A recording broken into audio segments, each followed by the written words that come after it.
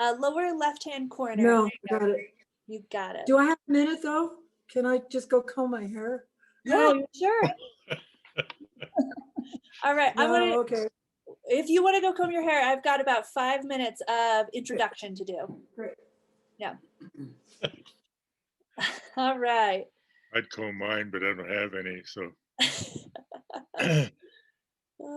Okay. Well, thank you everybody for joining the Crested Butte Mountain Heritage Museum for the last of our History at Home series. My name is Nell Burkett. I'm the curator at the museum. Through the History at Home series, we aim to bring a diverse array of voices to dig into history from different perspectives. Tonight, I am so thrilled to welcome Susan Anderton, Lucille Lucas, and George Sibley. Susan Anderton is an iconic artist from Crested Butte since 1970. Susan owned one of the first fine art galleries in town, is a prolific artist, and is now showing her work at the Paragon Gallery. Lucille Lucas is a pastel artist and printmaker and has been the owner of the Lucille Lucas Gallery and Frame Shop since 1978. Her art is currently on display with the Artists of Crested Butte, and her shop is open in Gunnison on Tomichi.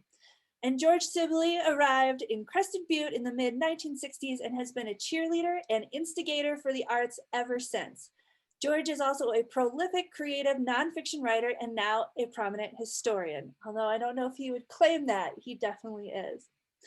The museum would like to start this evening by giving a land acknowledgement. So just very quickly, the museum recognizes that we are guests here on this land, historically Ute territory.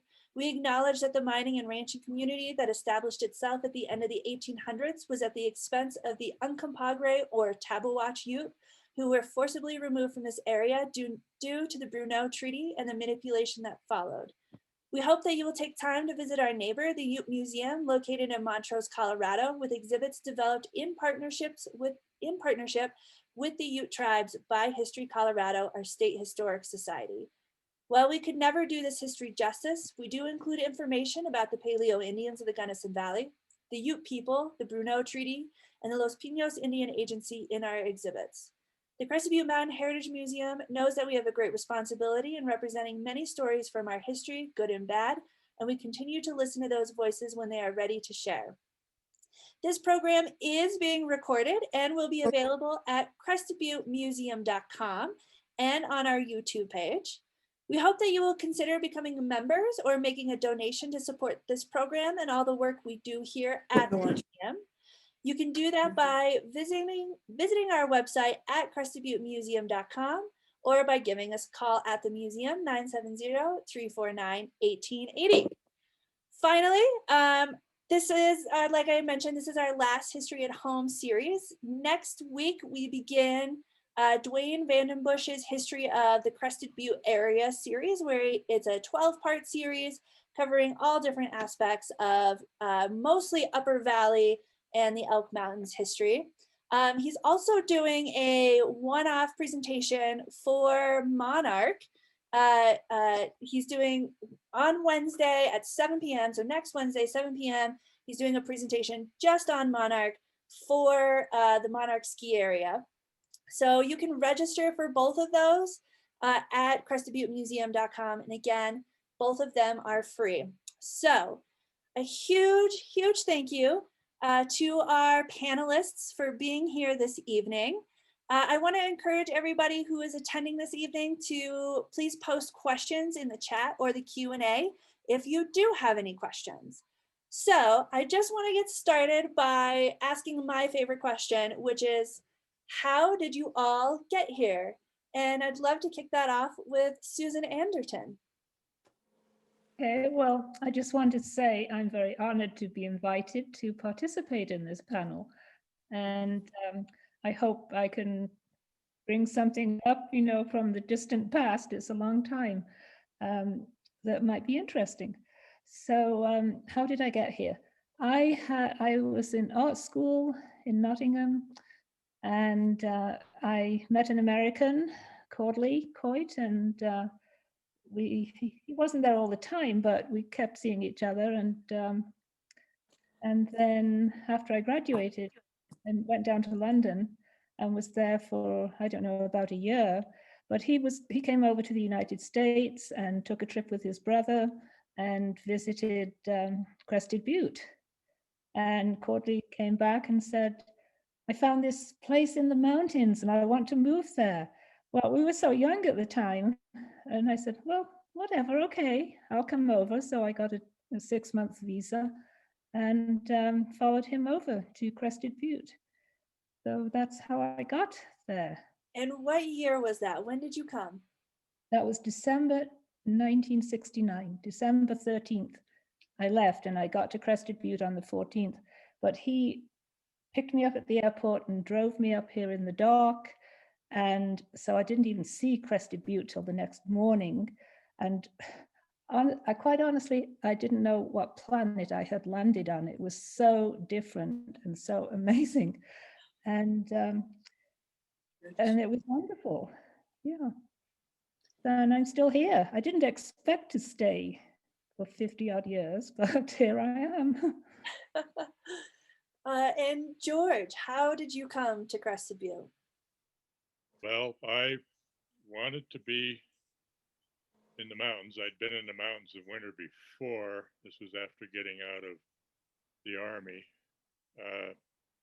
And I'd gone to Loveland ski area and ski bummed there, basically mopped and slopped in a restaurant and skied in the mornings, and decided I wanted to be on the ski patrol somewhere.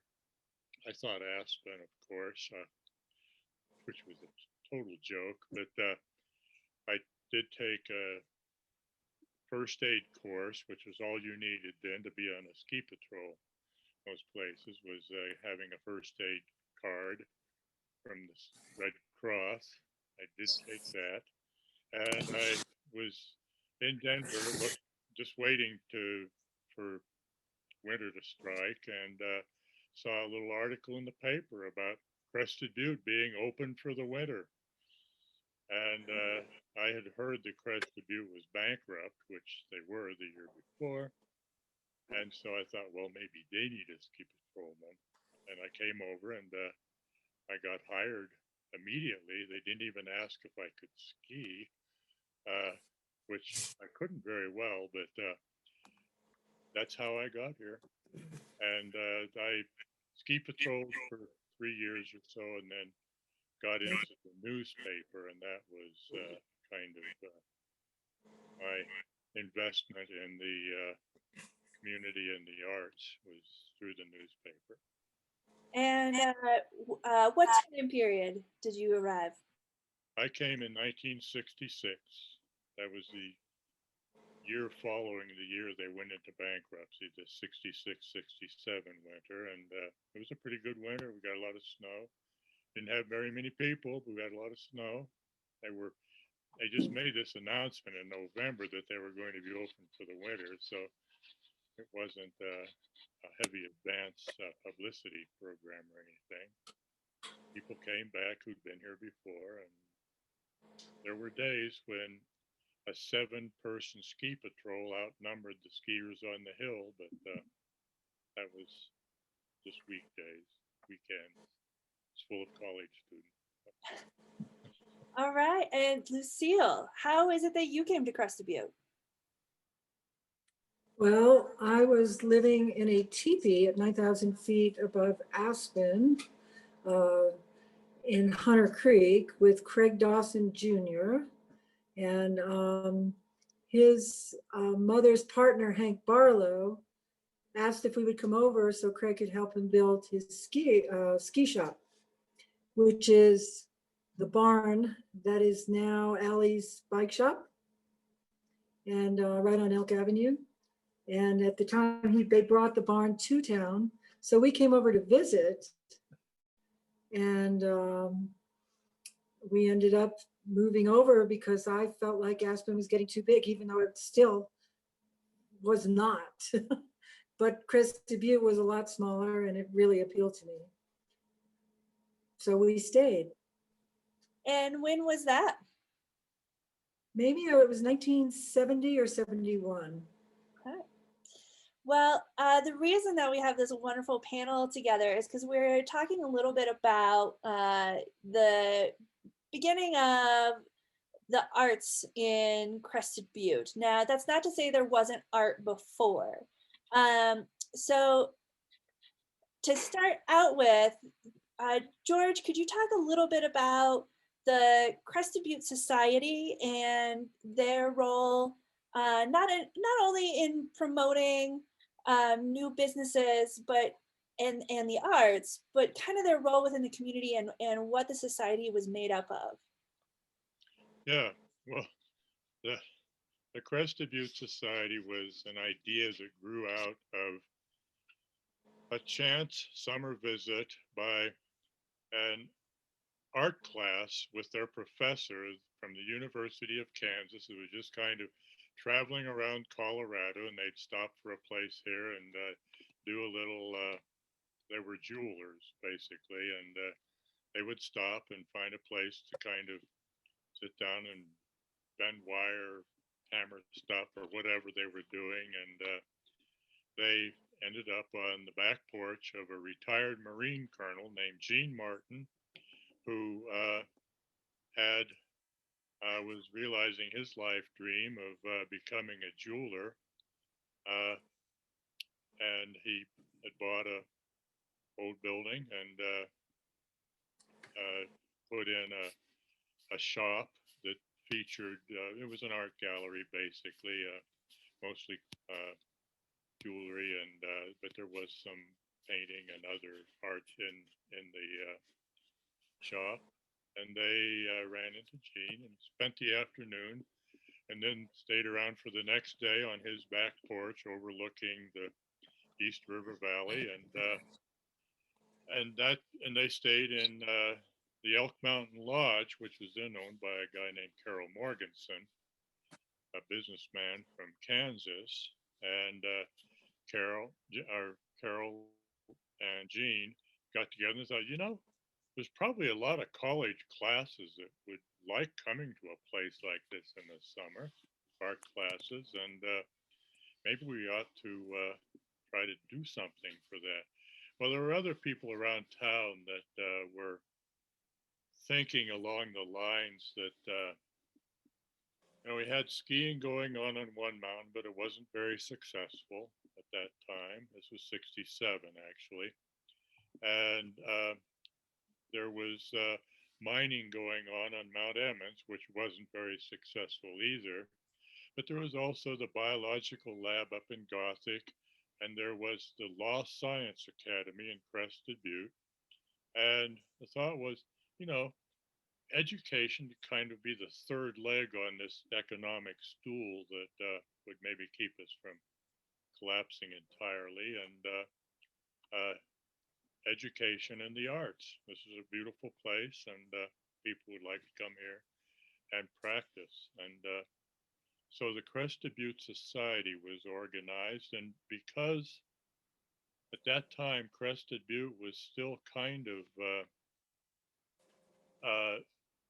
well, it was being run by the old timers who had stayed after the mines closed, and they were interested in keeping the town going. And so it was a combination of old timers who wanted to keep the town going, these newcomers, Morganson, Gene Martin, a business professor from Western, Art Norris, and one new artist in town at the time, Barbara Kotz, who had bought a building on Main Street, the old shop, and opened up a wood carving shop, making wooden signs and other wood objects. And they formed what they called the Crested Butte Society to try to. It was designed as an umbrella organization for anybody who wanted to do anything that might develop the community along these lines. And they did things early on. You could join the society for $15 or whatever you could give, and people started sending money when they heard about it. Once I got the paper in 1968, I featured it quite a bit because I thought it was a great idea. You know, it was always something to write about. And they would make things like $100 loan to Jim Wallace and Jim Glazier to build a bulletin board for the town to be put up beside the post office, which, you know, doesn't sound like much, but it was a good deal because it gave people a place to post notices about their lost dog or having found somebody's dog or whatever. And they loaned a weaver that happened in the town with her husband, who was a goldsmith, and they loaned her, I think, $300 or something like that to buy a loom that she needed. And it was the start, the humble start of, I think, of Crested Butte thinking of itself as a place where the arts might flourish. They also started recruiting college classes, and they got people from the University of Kansas to come and do some classes here.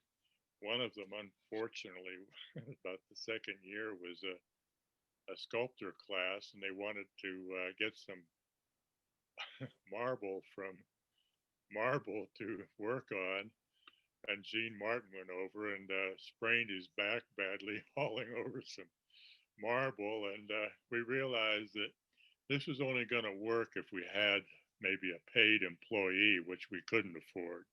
And the bringing in classes kind of faded, but the society kept going, and it eventually morphed into more of a historical society for at the time that the museum was starting. And but it was you know, it was an organization that existed to make Crested think of itself as a arts oriented community, and we wanted to grow that way and not just as a regular tourist town. So one thing that George mentioned, and for those folks who may not be totally familiar, is the mining that was going on in Mount Emmons was hard rock mining at that time. It wasn't molybdenum. They were going in for a different resource. So the AMAX fight hadn't begun at that point. Just for those folks that may not know. Lucille, one thing that I wanted to ask you about, you had mentioned that you were Frank Rajan's neighbor. And so when we talk about, you know, like I had mentioned, art wasn't just coming out of nowhere. There had been artists and art in its own right, but this kind of new generation of people were really focusing on the arts as part of an integral part of the community. So I wanted to talk a little bit about the old timers a little bit and the role that they, or the kind of the setting that they had put in place for these artists and the artwork that they had created. Lucille, would you be able to talk a little bit about Frank Rajan, who is, to my knowledge, one of the few artists that was regularly producing things? Well, Frank was an amazing person. I just loved Frank. I met him, I was in my yard, and I looked over and I saw him in the yard, and just to make a conversation, there was this huge blue spruce, huge, in his yard. I said, just popped out of my mouth. I said, "Did you plant that?" He goes, "I did when I was a little boy." So we became really good friends over that. And he of course made these wonderful canes out of found wood, and he also, I don't know how many people got to see this, but when I went into his home, he had little alcoves, little niches of found objects that he would make art out of. And he grew up in Crested Butte. He's a miner, retired miner. And he had never left Crested Butte in his whole life. And I have a little art gallery in the company's store. And I finally enticed him to come in and take a look at some of my prints. And here's a man who, well, let me back up. When you walked into his house, he had stacks and stacks of books, like a labyrinth you had to get around to walk in his house. He read everything. So when he came into my gallery, he shocked me because he was looking through the prints and he recognized things like Versailles and other things from all over the world. So he was very much in touch with the world, but stayed, we're in his location, and was influenced by that and created wonderful art. And I think everybody knew about his canes. I don't know if everybody knew about his little mobiles and little I don't know what you would call them, scenes that he put together with wood and rocks and other things that were very creative. So you mentioned that you had an art gallery in the company store, correct? That was my first art gallery from 1978 to 82. So- I did in antique prints. It's a family business, and I'm actually an artist myself. And I'm a printmaker, pastel artist, but in the gallery, I really didn't at that time sell art that I did. I had a flourishing business at the time. I was 2 doors down and on the other side of the aisle from Susan Anderton's gallery, and she did my framing for me. I would send customers over to her. So the company store was a nice little artistic community, so to speak, with little stores. And what do you think it is that made that kind of business successful at that time? Did you expect it to be so successful when no, you started? I actually did not. I was Susan Anderton at her gallery, and next door, Robin Grabowski was a stained glass artist. She helped start the Paragon. And so I worked for her doing stained glass. And then there was an empty, well, actually Bob Starr, had a little bookshop across the hallway for me. And then when he left, I said, I think I'd like to start a little gallery too. And I think it was just, it was an interesting gallery. And when tourists came to town and locals, they just enjoyed the variety that I had. And I also had a few Salvador Dali originals, because my father was his first publisher of original lithographs. He was his first publisher in North America of original lithographs. So all in all, it was just an interesting, unique little space. The company store was actually really important in a way. It was kind of like what they call an incubator. It was, you didn't have one telephone and one person answering the phone for everybody, but basically people in the company store kind of took care of each other to an extent. And it was small places it was bought by John Benjamin and a guy named Murray Howell, both from back east, both from the New York area, I think. And it was an important step they opened a bar downstairs, the tailings, and to sort of support the building, I suppose. And it was an important element in developing that aspect of Crested Butte.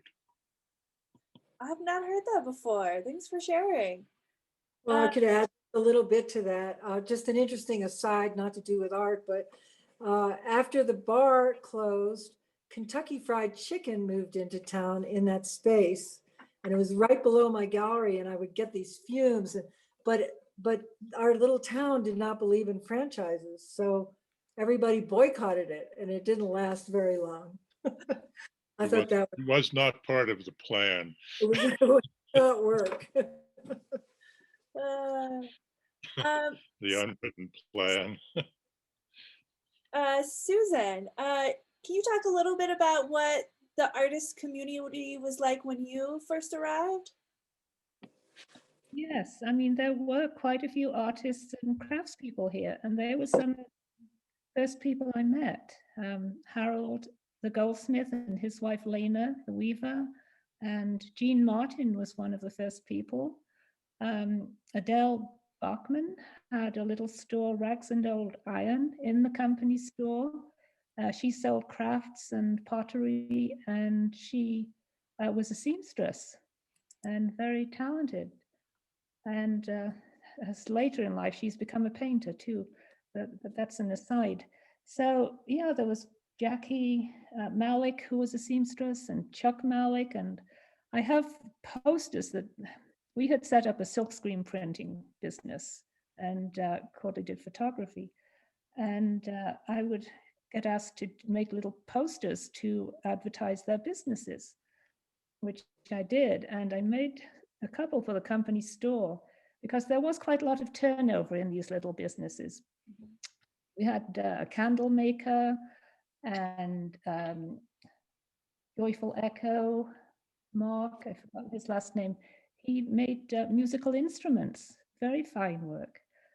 And let's see, oh gosh, tin types. But anyway, someday I'll have to show you those posters, Nell, because they show all the different businesses and how they turned over and changed. But, you know, George is right. It was kind of an incubator. And those were the people you got to know because you had things in common, and we were all around the same age, which was very young, in our early 20s probably. And it was great. But I think the whole town was like an incubator in a way. And the town was such an, being in the town for a young person was such an opportunity. I didn't look on it that way at the time. You just sort of got on with what you were doing and enjoyed it. But I think it really was, because in that, you may not be really skilled yet at what you were doing, but it gave you an opportunity to grow in what you were doing and to exchange ideas with other people. In a way, it felt to me a little bit like being back in art school, in that after I had left, after I'd finished at the art college, I missed the camaraderie of friends there. And when I came to Crested Butte, it was almost like picking up from that. But we were all a little bit older and trying to earn a living at what we were doing, which wasn't always easy. But for some reason, we lived really well in those days. And we always seemed to have so much time on our hands. Yeah. George, could you touch on again the Crested Butte Society? What I just recalled this while you were chatting, is that there was this goal, and totally correct me if I'm wrong, to really focus on the arts more than tourism. Is that correct? Well, yeah, we we wanted to have a healthy economy, and at the time we imagined that people would, artists who located there would probably develop outside markets, and some did. Harold and Lena O'Connor both did, and others didn't. But so that there would be some economic base that wasn't dependent on people coming to town, but also we wanted to make, you know, the reason why people would want to come to town would be to because they'd heard it was an interesting place where there's a lot of art, and if they were interested in that kind of thing, they would want to come to Crested Butte. And that kind of was the origin of the Arts Festival to some extent. I think it started in '71. Yeah, you wanna jump into the Arts Festival? Well, yeah,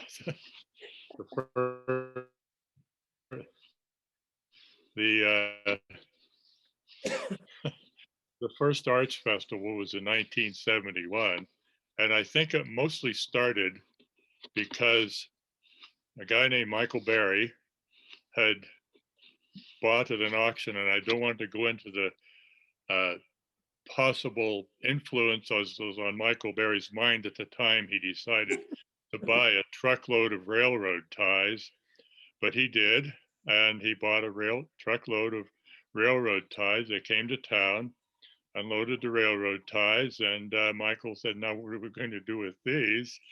And somebody said, "Well, we ought to build a kind of a thing where we could show off the arts and the artists in town." And that was what happened. It became the platform. Yeah, there's a picture of the first arts festival in 1971. It took place in the vacant lot, what was in the vacant lot between a building called the Crested Butte Alphabet, which is now the bagel shop back on the alley back there. It got moved back between the Alphabet and Streaka's Bar and Grill, which is now where Sancho's is, well, what was used to be Sancho's. What is it now? It's the Butte Bagels.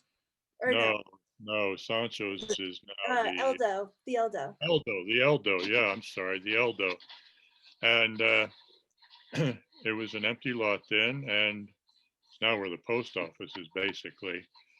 But they built this incredible structure using, I think, somebody's 8-foot log lengths from their wood pile, and a building that probably got dismantled maybe after dark some night for the roof of this thing. And it was a beautiful little structure that had spaces for artists to exhibit in it. And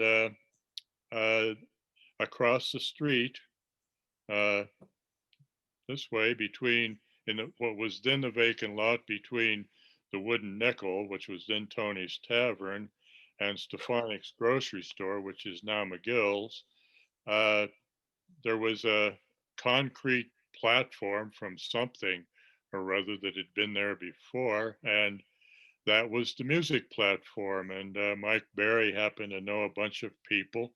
We actually had Michael Martin Murphy here that summer before he was Michael Martin Murphy. And they had music going on that platform all day. And it was really a kind of a sweet little event. A lot more people showed up than we thought would. They might have mostly been from Gunnison, but basically the idea was to show off what's going on in Crested Butte. And that became the way the Arts Festival operated for the next couple of years. It was to show this creative, interesting place and the people that were working in it. And it went for 3 years under those auspices. And the third year, it got so big that it scared everybody. And it didn't happen at all the next year. And when it came back, it was more like what we have now, which is a juried show. It wasn't just everybody come and bring what you've got. It was a juried show and of really quality things. It was a very different festival. But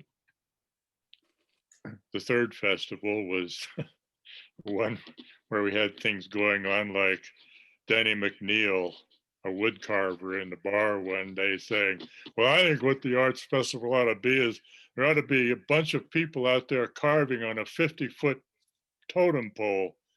And so a couple weeks later, we had a 50-foot totem pole. I said, "Denny, here's your 50-foot pole." And and we had half a dozen people working on it. My wife was one, Barbara Kotz Sibley, the wood carver, and Denny, of course, and Billy Folger, who's now over in the North Fork Valley, Jim Kazir, who passed last year. I think there was one other, I can't remember, but at any rate, they got that totem pole carved in what was then a dusty turnaround lot at the end of 3rd Street. And is now Totem Pole Park, because they actually got Ron Rouse to bring his backhoe over and put up the totem pole, and a park grew up around it, a really beautiful little park today. The Mountain Theater was another thing that kind of took off from the Arts Festival. But it was a showing off what we could do. Cool. Susan, were you at that first Arts Festival? Yes, I was. In fact, my display was right in the center of the picture you showed of it. The posters. Yeah. Mm-hmm. There. You see that kind of diagonal piece in the middle, right between the alphabet and this big kind of rectangle frame. You see the posters pinned up on a wall. Yeah, we used the walls. And that wasn't the wall of the alphabet, I don't think. I think that was something else, but now it looks like the wall of the alphabet. Anyway, that was it. Yes. Yes. I would like to add something. Please do. I think those 3 years were some of the most creative that we had ever had. There were so many creative people here, and anyone could come and set up a booth. And there were street performers and music in the street, and it was extremely exciting, and very, very creative people who came and participated in that. And I actually was doing leather work and beadwork at the time. Yeah, I did a lot of complicated beadwork and leather braiding and bags, and some people in town have shown me Eric Ross and some other people that they still have the little bags that I made. Those were great years, very exciting. So this is a question for everybody. What about those years in the arts, or let's even open up even further, what was it about the community in the 70s that really stood out to you guys? And, everybody that I talked to about the 70s has this admiration for this period of time, all for different reasons, but I'd love for each of you to maybe talk a little bit about that feeling that still resonates with you, and those moments or those events or those people that stood out as a really important aspect of the 1970s. And Lucille, if you want to kick it off. No, I don't. So okay. I'd rather hear someone else. Let me think of this. I'll talk about Tom Towler, who was a Vietnam vet at the time, and but he had been a trained theater professional, and he came to town, and he was just basically there to get stoned and come down from PSTD or PTSD, and he was working construction for a guy I ended up working construction for with, and he started talking about theater, and said, "Well, we ought to start one," and we did. We started the Mountain Theater that summer. It was, to some extent, an alternative. It was something to do before going to the bar, rather than going to the bar right after the construction job ended, and then being ruined for the rest of the evening. We had to stay sober for rehearsal, and he was the director and I was the producer, and had to put together a stage in the park. I mentioned the 50-foot pole, and Joe Rosman was he was the sawmill guy in town up at the end of Elk Avenue, and he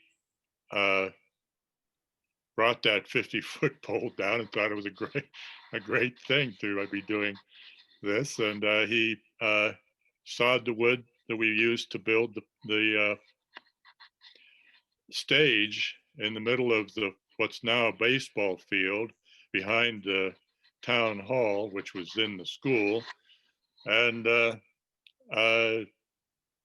it was a incredible, terrifying experience in a lot of ways for trying to put all that together. But we got a show up, and Tom was a very talented person. He was capable of bringing a lot of things out of a lot of people. He went from, after about 3 years, he left and went to teach at Cornish College of the Performing Arts in Seattle. And a follow up on that story is the fact that my son, who kind of discovered himself in a way, after he'd almost flunked out of high school and barely made it through high school, I said, "Don't go to college, go to work, get a job." And so he was roofing in Crested Butte, but he got involved in the Mountain Theater, and he ended up going to Cornish while Tom was still there. Tom Taller was still there, and getting into it and graduating in 4 years from Cornish with great grades and a career he worked at for some time. It was, to see that continuity going on, and was good for me at any rate. I don't know. But the Mountain Theater is still going, and it's had its ups and downs over the almost 50 years. It'll be 50 years next year. And it continues to be a valuable part of the community, I think. Yeah, it's at this point, I believe it is the longest continuously running community theater in Colorado. So there's other theaters that are older, but they like had breaks or stopped, so they're the longest continuously running theater in community theater in Colorado, which is a real tip of the hat for those guys. Yeah, yeah. Susan, how about you? What kind of events or people really stand out from you from that period? Well, I'm glad George brought up the theatre, because I think that's one of the best things that happened in Crested Butte. And, but in general, all these different ways people were making art, different mediums, different crafts, they overlap. And that's what the theatre brought together, because it wasn't just people who were on the stage. It was stage sets and music and art, and it was just a very healthy thing for the community, and gave it a focal point. And I actually did several set designs for them, which, as we all know, is when you take on doing a set design, you end up building and painting the set. And you get to do it all. I love doing that. And at a certain point, you just can't do that all the time. But anyway, that was, and that really was a kind of a growth for me, because I had never really tried doing anything like that before. But I think it was really important. And then the music. Do you remember the Alpen Glow concerts? Not we have the big Alpen Glow, not this year maybe, but it started as a small group, like a little group of a few musicians who would play in the Totem Pole Park. I think they might have come over from Aspen. And they would play classical music. And there'd be just a few people there, 20 people there in the Totem Pole Park. And I can't remember when that was. It might have been the early 80s maybe, or late 70s it started. And then they moved it down to the depot. And I can't remember the year that Ralph and Billy fixed up the old train depot and donated it to the town. Do you That was remember Ralph and Billy Clark, who came to town because they Yes. found it interesting, and they had some money. They were like our original second homeowners who just moved here, and their son Butch Clark is still in the valley and is a very valuable member of the community. He's worked a lot on the affordable housing issue, and the anthracite apartments are partly his doing, or largely his doing, I think. And yeah, Ralph and Billy were anything you wanted to do, you went to Ralph and Billy, and there would be some money to do it.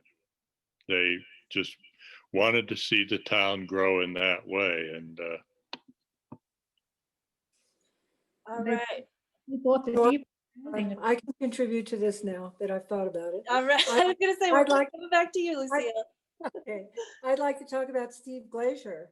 He started the Princess Theater. So he started the first movie theater in town. I don't know if there was one before, but for me, it was the first one. And he had this wonderful movie screen painted for that showed a nude figure in the middle and the mountains in the background. And I think it was a Mickey Mouse hidden in the painting. And it was a major contribution to this town to have this movie theater. And every year when everybody was getting blue from the winter, the long winter, he would show the King of Hearts, and everybody would get dressed up in costume and then have a little party at the grub steak, and then go across the street and go to the movies. And it was a major event, and just having the movie theater there was an extremely important contribution to this town. And that's where this bar is now. What's that? I was telling him what King of Hearts was about in case anybody that's listening doesn't know. A You movie go for it. in which the inmates of an asylum take over the town, and In France. popular. And ultimately, they're more sane than the world around them, it seems like. Well, it was set, It echoed the way we all felt about ourselves. set during the First World War. Yeah. That's, and Yeah. that's much insanity and Yeah. But Steve Glazier was a great person for this town on many levels, not just the theater, but his contributions to the environment here and everything he devoted his life to. And he's no longer with us. Yeah, thanks for bringing that up. Just so everybody knows, we do have the Princess Theater curtain on display at the museum right now. It will be through the end of this season, and then it's gonna be put away for a little bit. But it's got Gold Leaf in it by Ken Wolverton, who's he's now living outside of Santa Fe, but is a mural artist and traveled all over the world creating beautiful murals like that one. So okay, so I'm going to ask my last question, and then we have lots of questions coming in from the chat. My last question is, of course, as a historian, I always put the present in the context of the past. And so how do you all feel the role of the arts and the people involved in the arts in the events going on in the 70s has influenced the community that we are today, if at all? I could be totally wrong, but how do you feel like we've transformed as a community through the lens of the arts? Yeah, go ahead, George. I think what's on the wall behind me right now is one way. It doesn't have to be a finished product to be a creative project. And we have two original festivals in this town that we still celebrate. And the Flushing Festival in the spring was really intended in large part to be a link between us and the community that had been here before. We loved the way they danced when they danced. And the early, until we ran out of old timers, which has basically happened, the king or queen was always an old timer, and the other party was a newcomer. It was, trying to bridge that gap in a way, and I think it's been successful. That those festivals go on. Maybe everybody doesn't remember that about them, but fundamentally it's still there, the continuity. And I think the relationship between the old timers and the new timers at that time, the 70s and 80s, really helped form the character of this town.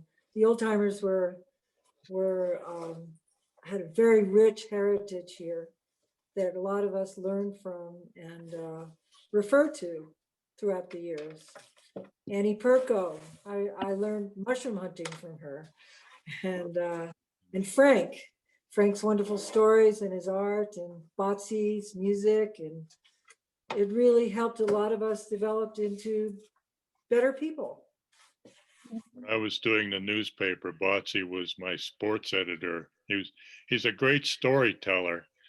I usually had to play Boswell to his Johnson in terms of hunting him down on Monday night and writing down whatever he wanted to bullshit us about for that week. But he told these great stories about the Crested Butte history. And I think probably half the people that subscribed to the paper read Botsy. The other half read the real estate ads. Fortunately, the people who read the real estate ads didn't read my editorials, but fundamentally it was, he was a very important part in that continuity, I think. And well, I think the old timers were very much themselves, and it helped us develop our character that way, because this town, people would come to town and realize that they had a choice to be themselves, and gave up a lot of careers that they were pursuing and just decided to pursue their personalities and their creativity and just live their lives. And I think the old timers, being who they were, helped influence that. Yeah, and their stories were so interesting. And when I first came here, I liked doing pen and ink drawings, and this was a treasure trove of subject matter. And everyone was talking about how, oh, we don't want to let Crested Butte become another Aspen. And I kind of felt I know what they're talking about, because I'd seen in England when a village was taken over and people remodeled the local pub where the farmers went, and it changed it so much. So I thought I want to record this town as it looks now, and so I met the old timers, and their stories about it was so interesting, and to get a picture of the way they lived. And it was a hard life here. I mean, they didn't have all the modern conveniences we have. And yet they built these great buildings and took great pride in them, like the Rock Schoolhouse. And so I just really enjoyed getting to know the old timers, and was happy to kind of record the town that they knew for them. And I'd like to the town's built out now. In 1970, half of the town was empty lots, and so the more public buildings really stood out, and each one had so much character of its own that it was really a great project. And I'd like to say something about Sandra Cortner and thank her for the rich history that she's left for us with all her photography, photographs of the old timers that are in the museum.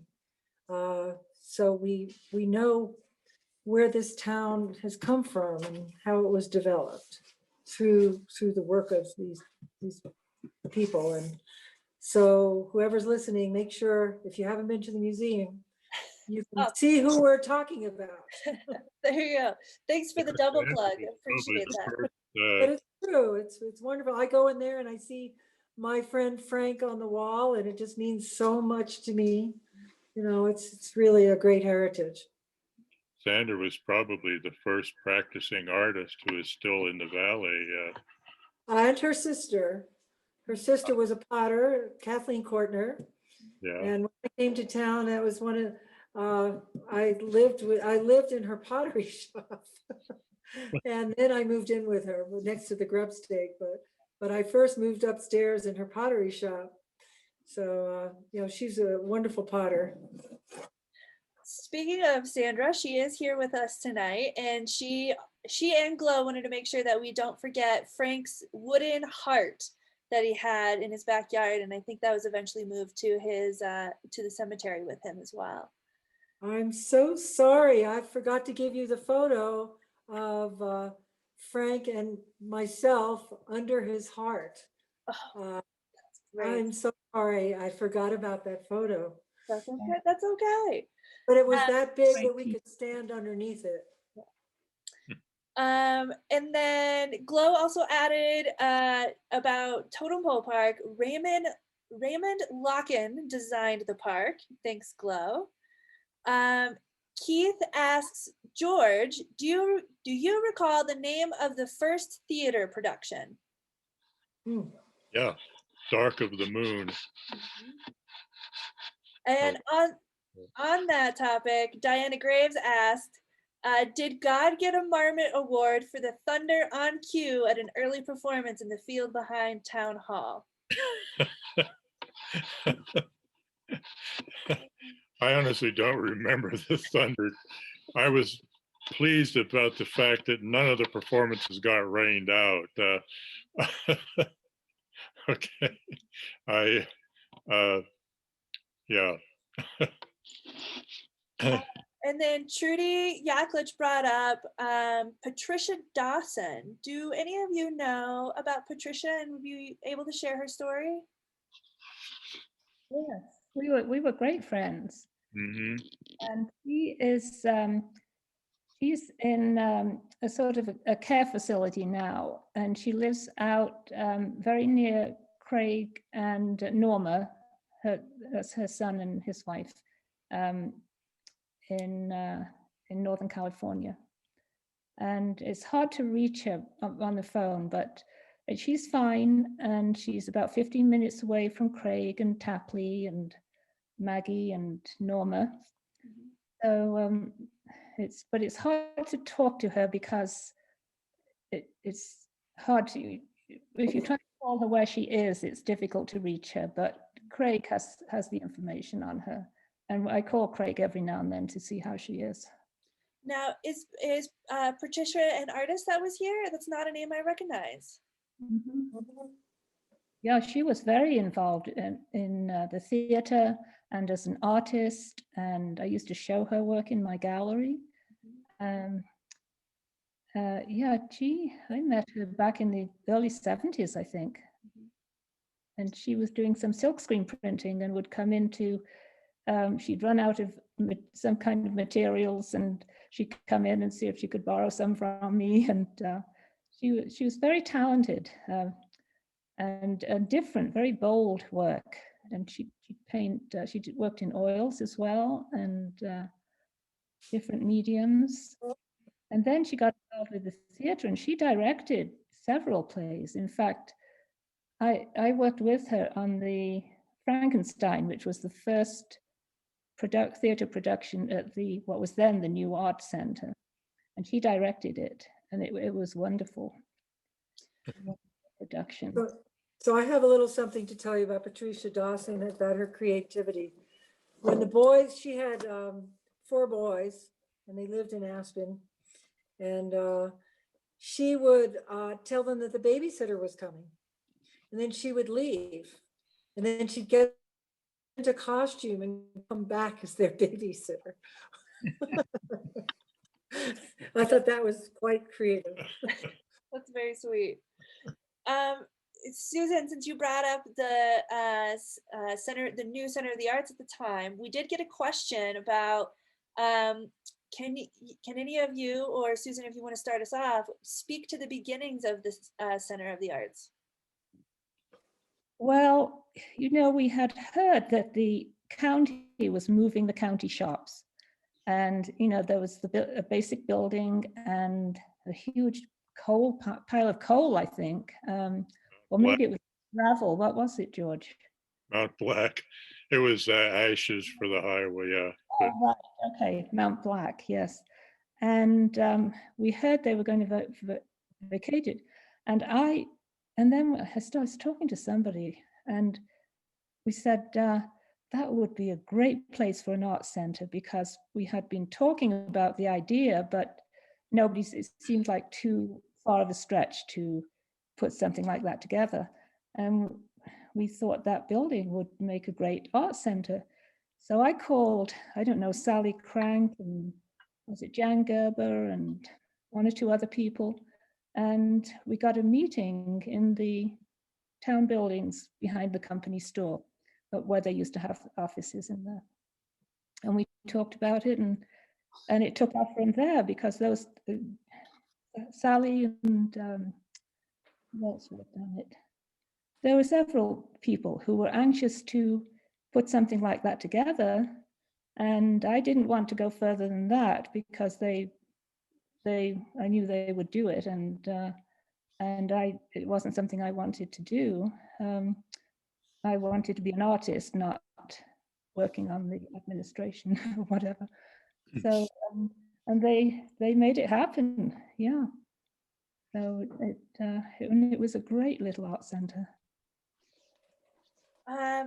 Then we also got asked about Alan and Marcia Hegeman and their role in the arts in the 70s.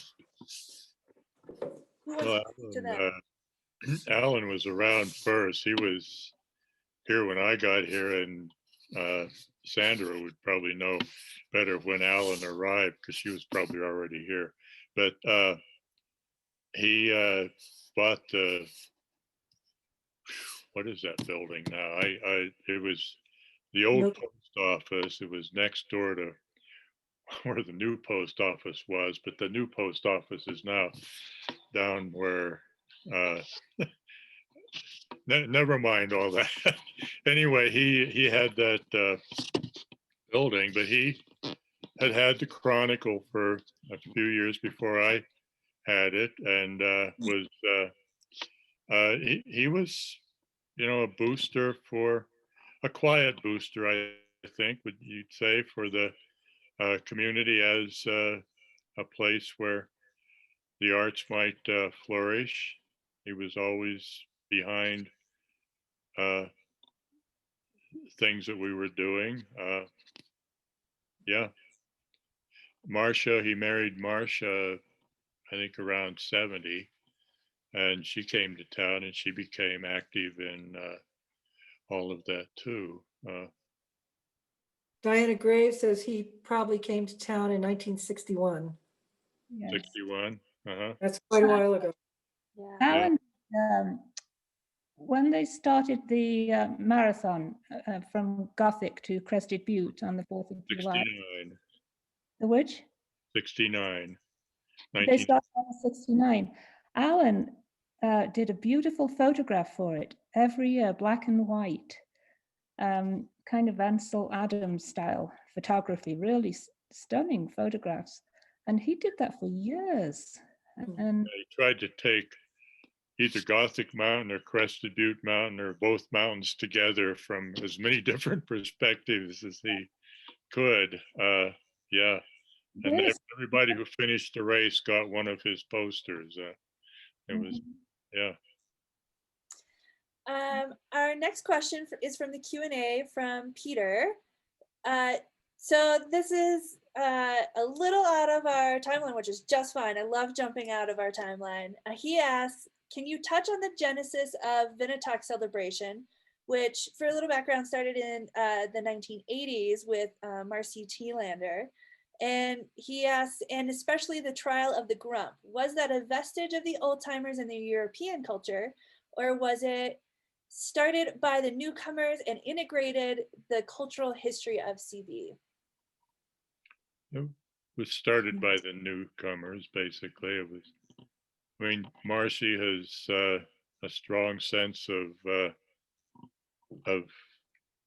that kind of historical pageantry and historical I don't know what mythology, I guess, mythography, and she pieced that together from that. It was not something that really reflected on something that the old timers had been doing. Mhm. Yeah. You know, I'm not even sure they liked it. They would get pretty rowdy, and people would bring Yeah. old furniture and couches and chairs and dressers and throw them in the fire, but there was nothing around there at that time. It was an empty lot. It wasn't close, so they had huge fires, and people eventually got pretty rowdy in the evening. It became nothing, dangerous. like nothing like a big fire and a bunch of neo-pagans. I think at one point someone threw a television on the bonfire, and that is when the powers that be decided that Could have just shot it. all over the spent. And then on that note, however, there is the Frank Rajan storytelling night, where there is that tradition of storytelling that I think the old timers really passed on, you know, sitting around the potbelly stove, sitting out on the benches on a nice day, sharing stories up on the ski hill and things. So in that way, there is some of that. However, the burning and the effigies and everything, maybe not not so much. What about I was getting our yayas out. George? Why don't you talk about the bench at Tony's and Talk the about the bench at Tony's and the old timers every day? You know, Frank and Botsy and would sit on the bench at Tony's hardware. You know, Oh, okay, yeah, yeah. There basically there was, yeah, that was the there were the old timers tended to gather in two places. The ones who drank beer came to Starika's or Tony's Tavern or both during the afternoon, and the ones who didn't drink beer went to Tony's or Tony's Hardware, Tony's Conoco, and either sat on the bench outside or sat around the stove inside. And that was, well, Philip Yockledge when he was in town, but Frank Erasm was there a lot, and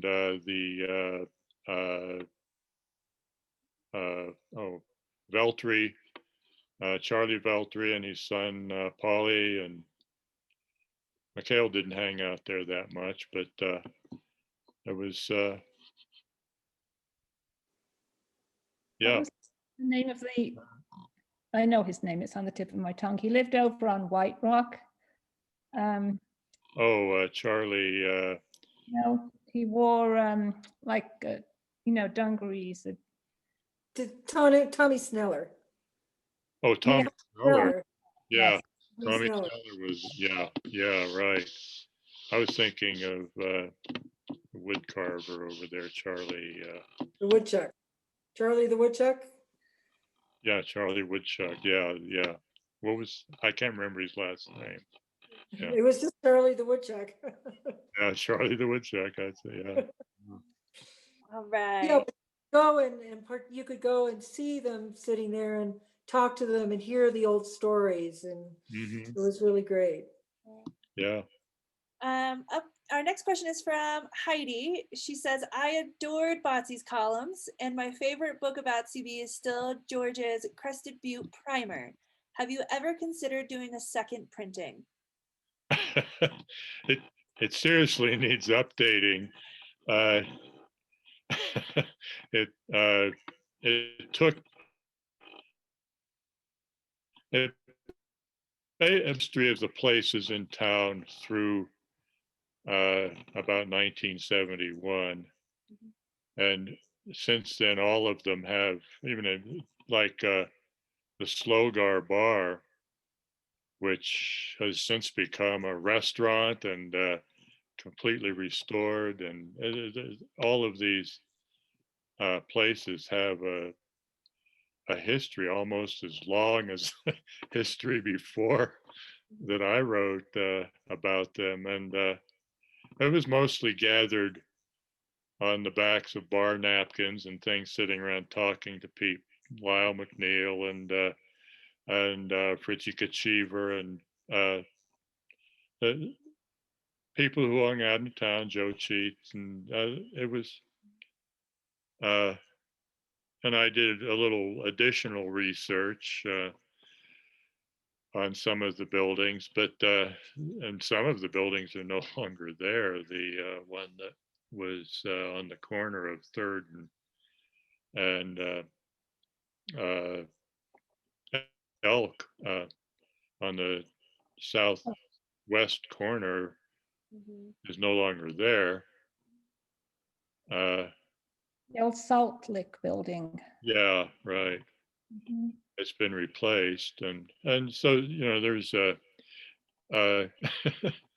it really needs to be updated before it could be released, and I don't have the time and ambition for that, to be honest. I'd be glad to give the idea to anybody who wants to take it on. Anybody listening out there that would like to take on updating that, have at it. You've got my copy, and it's all yours. That's a really great point, George. The museum is always looking for volunteers. If anybody would like to do George's second edition of the Crested Butte Primer, we will help you make that happen. I agree that so much has changed, and we get requests for building history all the time at the museum. So if that's something somebody wants to do, we are certainly looking for volunteers, and we can make that happen all together. I'd make a contribution to that myself. Yeah. All right. See, it's the start of a great thing. One valuable resource, I think, is John Tesak's book that you have in the museum. I think it's called Crested Butte, My Avalon. It's an excellent source of information from what it was like in Crested Butte, probably in, what would you say, George, the 40s, 50s, 60s? Yeah, that transition from like the tail end of the mining years and the transition to the ski area. Yeah. All right. Before I wrap up for this evening, I could talk to you all forever. It is such a treat to have you all here. Is there any last things that you want to say? I know when we did our rehearsal, we had so many stories coming up, and it's hard to get them all out there. But I want to make sure to leave some room for each of you. If there's anything that we left out that you think is important to share, or maybe just a fun story that you remembered while we were all talking today. George, would you like to start us off?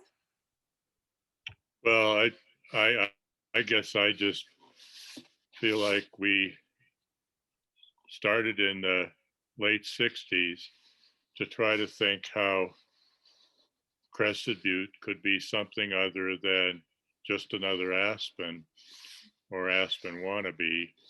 And I don't know if we succeeded or not. I feel like we did to a great extent. It's not, Crested Butte is not Telluride. Sometimes people have regretted that it's not, but Telluride is another Aspen, and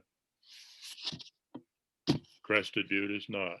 Crested Butte, I feel, is still something a little different as a result of our conscious effort to try to set it on a slightly different, more creative, possibly a little more crazy course, and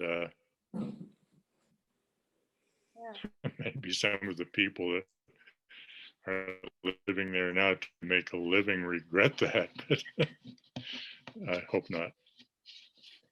And Susan, what about you? What do you think? Things that stand out.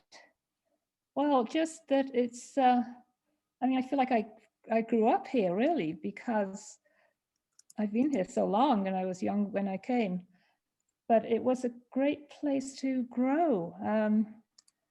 And it was just so interesting. And this is without even talking about the setting or the context of Crested Butte, you know, the mountains and the seasons and everything, but it was the community, yeah, and so supportive, and the visitors were so supportive.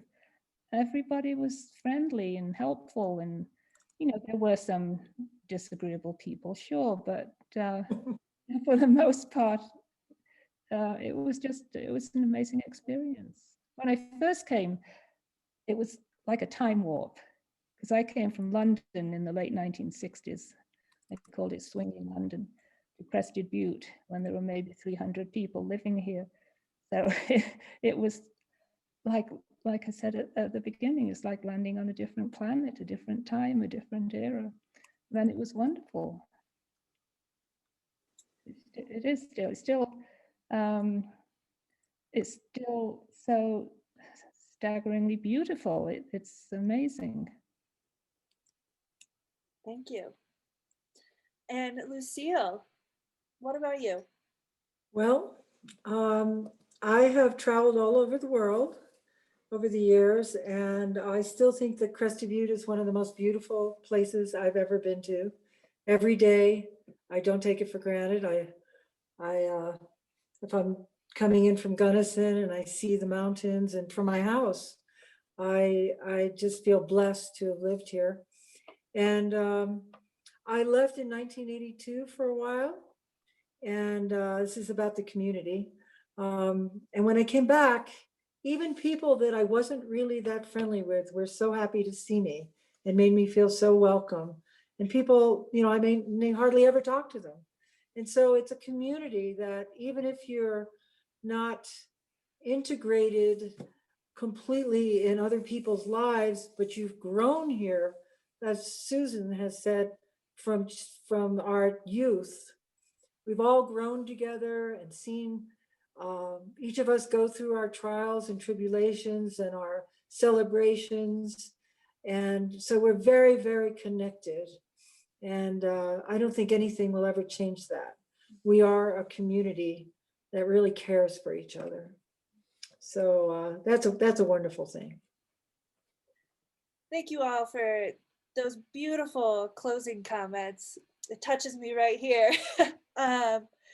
And thank you to all of our audience who has been with us all the way through the History at Home. Today is our last one, and I couldn't be more thrilled with how we've wrapped up this series. It's been a real pleasure having you guys here today. So thank you so much for taking your time to share your history and share your story with our community.